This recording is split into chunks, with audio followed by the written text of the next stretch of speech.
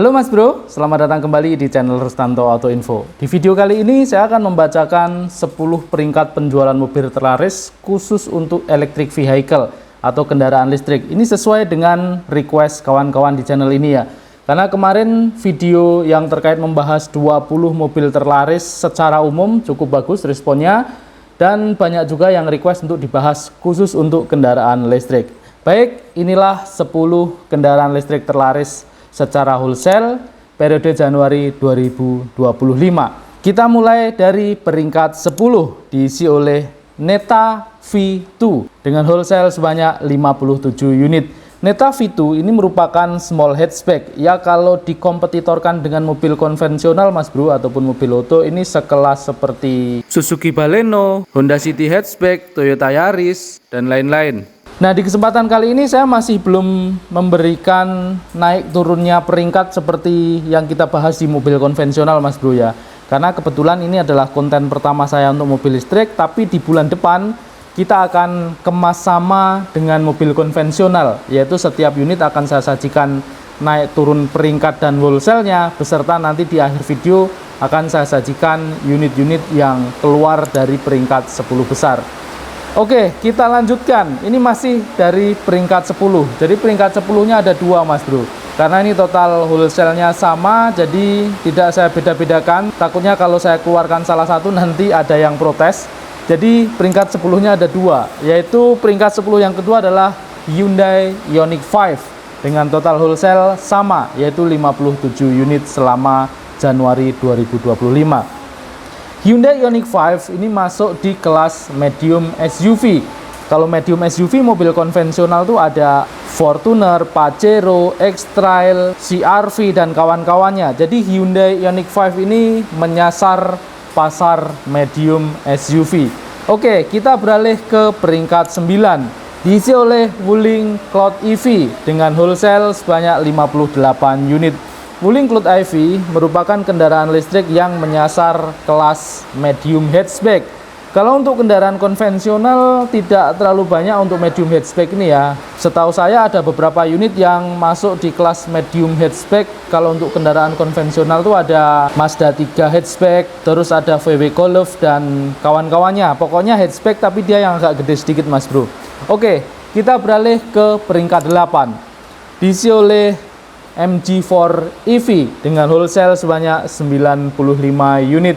MG4 EV ini juga menyasar kelas medium hatchback sama seperti Wuling Cloud tadi Mas Bro ya. Wholesale-nya masih belum begitu banyak seperti kendaraan konvensional Mas Bro ya. Kalau kendaraan konvensional atau kendaraan oto masuk 10 besar nih biasanya wholesale-nya sudah di atas 2000. Tapi kalau untuk EV masuk di 10 besar masih di angka ya di bawah 100 atau nanti di atas 100-an lah Bro untuk yang peringkat-peringkat mendekati peringkat 1 seperti itu. Oke, kita beralih ke peringkat 7 diisi oleh Chery Omoda E5 dengan wholesale sebanyak 127 unit. Nah, ini sudah mulai masuk angka ratusan. Chery Omoda E5 ini merupakan kelas compact SUV. Artinya dia menyasar bisa merebut pasarnya HR-V, Yaris Cross, dan X-Force. Compact SUV lah ya. Sebuah model yang cukup banyak diminati di Indonesia dan saat ini penguasa pasarnya adalah Honda HR-V. Kita beralih ke peringkat 6 Mas Bro. Diisi oleh Wuling Air EV dengan wholesale sebanyak 134 unit. Wuling Air EV ini merupakan kelas city car, jadi sama seperti Honda Brio RS lah ya, dia masuk kelas city car. Dia menyasar bisa merebut segmen city car Mas Bro. Oke, kita masuk ke peringkat 5, diisi oleh Wuling Bingo EV dengan wholesale sebanyak 147 unit. Wuling Bingo EV ini sama seperti Neta V2 tadi ya, dia masuk di kelas small hatchback. Kalau kita amati produk-produk untuk city car dan small hatchback di mobil listrik ini cukup banyak ya, karena memang sepertinya sasaran utamanya adalah di area perkotaan. Seperti yang kita ketahui, booming pertama mobil listrik yang mungkin banyak digemari masyarakat adalah Wuling Air EV yang merupakan city car. Walaupun sebelum-sebelumnya juga sudah ada mobil-mobil listrik, tapi kalau kita coba ingat-ingat, mulai boom mobil listrik di Indonesia itu adalah REV. Oke, jadi memang yang disasar adalah kelas-kelas city car ataupun hatchback. Tetapi semakin berkembangnya teknologi dan semakin berkembangnya persaingannya, segmen yang lain pun mulai disasar Mas Bro, yaitu segmen-segmen yang tentunya banyak peminatnya, mulai dari compact SUV, bahkan MPV. Bukan cuman low MPV ataupun medium MPV, tapi saat ini kawan-kawan lihat BYD mengeluarkan Denza D9, dia sudah mulai menyasar kelas Alphard Mas Bro. Cukup menarik untuk kita simak di bulan-bulan berikutnya. Apakah perkembangan penjualan dari mobil listrik ini akan mengalami kemajuan pesat? Nanti akan kita bahas di bulan-bulan berikutnya. Oke, kita masuk ke peringkat 4. Diisi oleh BYD Atto 3 dengan wholesale sebanyak 240 unit. BYD Atto 3 ini sama seperti Omoda E5 tadi ya. Dia masuk di kelas compact SUV. Artinya dia menggerus pasar HR-V, Yaris Cross, dan X-Force. Oke, kita masuk ke 3 besar. Siapa nih kira-kira 3 besar? Yang sebenarnya 3 besar ini kalau saya amati Mas Bro, khususnya nomor 3 dan nomor 1 pernah masuk di 20 besar penjualan mobil secara umum. Langsung kita buka nomor 3. Diisi oleh BYD Seal dengan wholesale sebanyak 285 unit.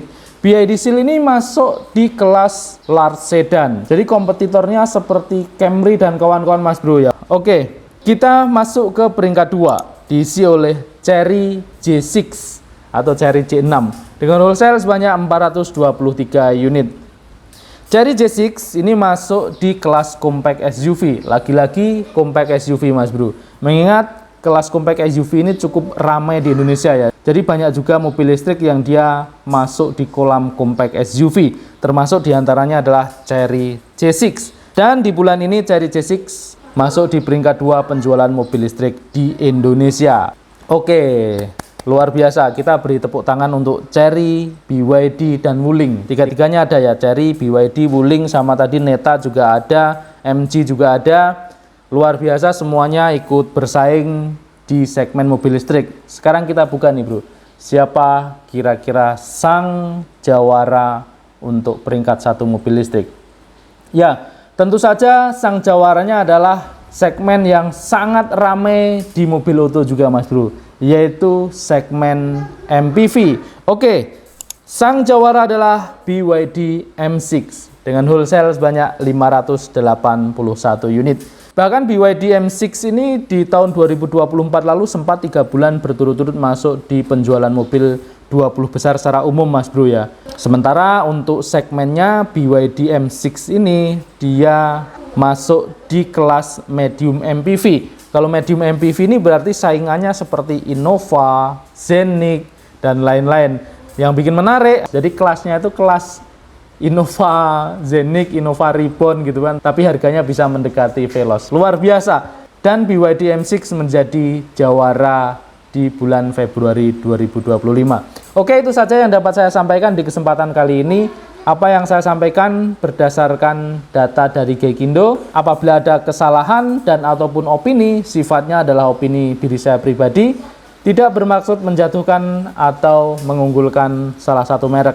Ingat, mulai di bulan depan akan saya review naik turunnya beserta mobil-mobil yang keluar dari tahta 10 besar. Seperti review pada wholesale mobil auto di video sebelumnya Mas Bro. Video ini saya akhiri, apabila bermanfaat jangan lupa like dan subscribe. Terima kasih.